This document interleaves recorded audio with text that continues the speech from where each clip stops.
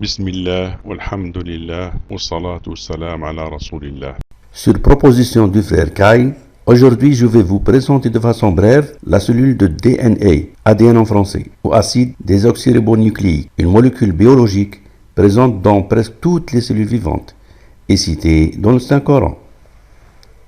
En effet, dans tout le Saint-Coran, le mot DNA ne fut cité qu'une et une seule fois. Il est au verset Surah 53, ayah 8. ثم دنا فتدلى. Mais comme radical, le DNA a été cité 104 fois. Et sachant que depuis l'origine de la langue arabe, donc presque plus de 3500 ans environ, où les chiffres n'existaient même pas, alors les lettres arabes représentaient aussi des nombres. L'arabe était donc alphanumérique, où chaque lettre représente un nombre bien déterminé.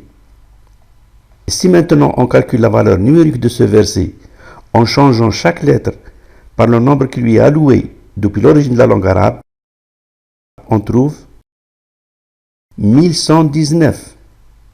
Et si on cherche quel est le 1119e mot du début du Saint-Coran, on trouve que c'est exactement le mot Baqara. Et il est au verset 71, Surah 2, la vache.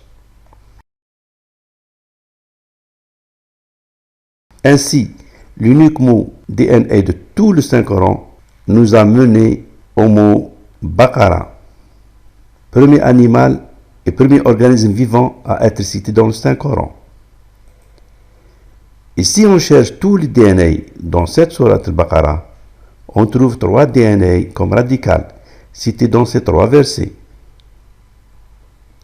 Alors, si on compte le nombre de répétitions des lettres du mot Baqara dans ces 3 versets ADNA, dans Sourate al-Baqara, on trouve un total de 30 lettres.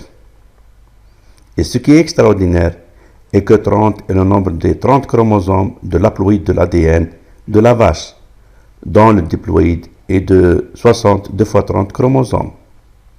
Donc, les DNA de Sourate al-Baqara, la vache, nous ont donné les chromosomes 30 de la vache. Cela est-il juste un hasard? Pas du tout. En fait, cela dépasse les capacités humaines, car le Saint-Coran est du 7e siècle, alors que les chromosomes ne furent découverts qu'au 19e siècle.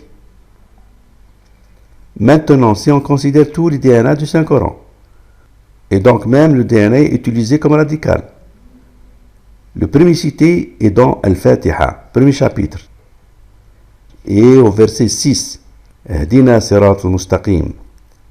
Et 6 est justement le classement du chapitre le bétail, Al-An'am, auquel la vache fait partie.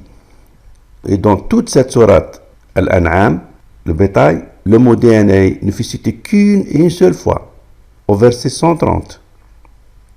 Et sachant que le DNA est la source de la vie et le début de toute créature vivante, on remarque que le mot Al-Hayat, la vie, est aussi cité dans ce verset.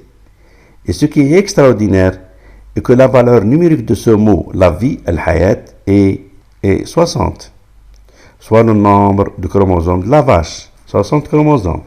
Cela est-il juste un heureux hasard? Maintenant, si on calcule la valeur numérique du texte du mot cité DNA au mot la vie,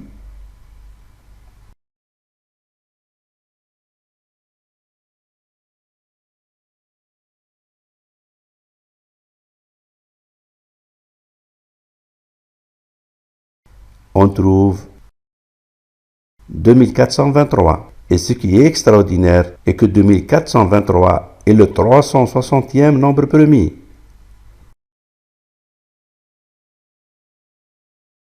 Et qu'on peut écrire donc 6 fois 60, où 6 est ce chapitre, le bétail, Al-An'am, et 60 le nombre de chromosomes du diploïde, 60 chromosomes de la vache, qui fait partie justement du bétail, nom que porte ce chapitre. Cela est-il aussi juste un autre hasard?